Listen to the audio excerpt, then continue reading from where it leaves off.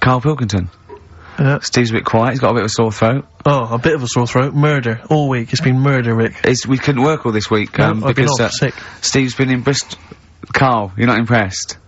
It's just, I don't understand why having a sore throat sort of... Oh, he's done you. Right, what if the sore throat was so painful, it was like you've got broken glass and razor blades in your throat?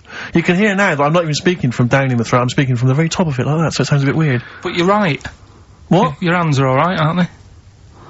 Yeah, but we talk when we're writing, don't we? I can barely talk. It was agony. I couldn't sleep because it was so painful. Even when I was just lying there, motionless, it was hurting. I just was surprised because we got back off holiday and, called Ricky and said, alright, is Steve alright? And he said, oh, he's had to go back home or something and he's stayed there because he's got a sore throat. Yeah.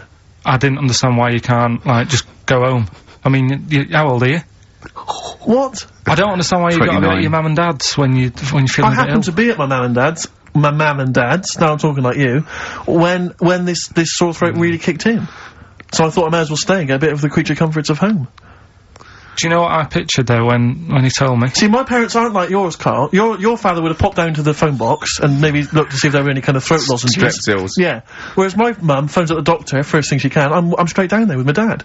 They're snapping into action. They're trying to sort me out. It's a bit like that Ronnie Corbett thing, isn't it? Sorry! That sorry thing.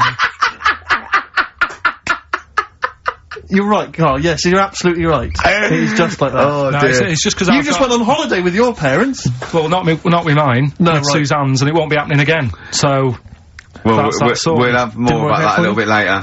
Pain Well, in the luckily we came in a few times, didn't we? We've been here since about 11:30, haven't we? yeah, sorting stuff out. Doing a show. What, have you been squeezing his head, or? No, that's strictly between the hours of 1 and 3, we established that. Okay. And I've kept the rules, haven't I? I did practice the grip in the week, didn't I? Yeah, just to see what method he was going to use today. Yeah. I came in, I did my back on Tuesday. I was sparring, and I pulled my back, and I was in agony, and I got an emergency, chiropractor out, and sorted it out, and I was on painkillers, and I couldn't walk the next day, but I still came in and did a voiceover that was booked at 4:30, didn't I? I got Johnny to walk me in, because I couldn't sit down, so I couldn't take a cab, but I could be upright, and I had to got him to walk me in, because I was scared someone was gonna bump into me, and I did the voiceover. That's dedication, isn't it? Yeah, but right, I got back off holiday on the Tuesday, right? First day back was going to be on the Wednesday, right? So I thought, well, I'll take it easy, because you do that, don't you, when you've been on holiday? The first day, you just want to sort of... I don't, I'm straight back into it. Well, yeah, but it's nice to, do you know what I mean? Yeah. Just sort of look at your emails, go through all them, work out what people need and stuff. Sure. Doss around, yeah, sure. So I thought, I'll take it easy. As soon as I got in, I was told that Ricky had been booked in to do a voiceover. And I thought, oh... can't handle that. Do you know what I mean? On the first day, him coming in annoying me, probably trying to get a week's worth of head squeezing in. So I thought, so I called him up and he said, oh, I might not come in because I've got a bad back. I thought, well, that's alright, right? Then you just turned up, didn't you? He said, oh, I managed to get in a cab. Yeah, Johnny walked me in, and that's what, yeah. And he did the stuff, which I haven't got it here at the moment, but I'll find it on the system and I'll play you what he did. That he's been paid to do as well. It's alright, yeah, Well, it's not alright. I had to pretend it was alright when I played it to all my bosses to try and well, look, let's play that a little bit later, but now, as we're all back together, Steve, would you say the boys are back in town? Yeah. Right, we are back in town. Me, Steve, and Karl. Karl's been on holiday.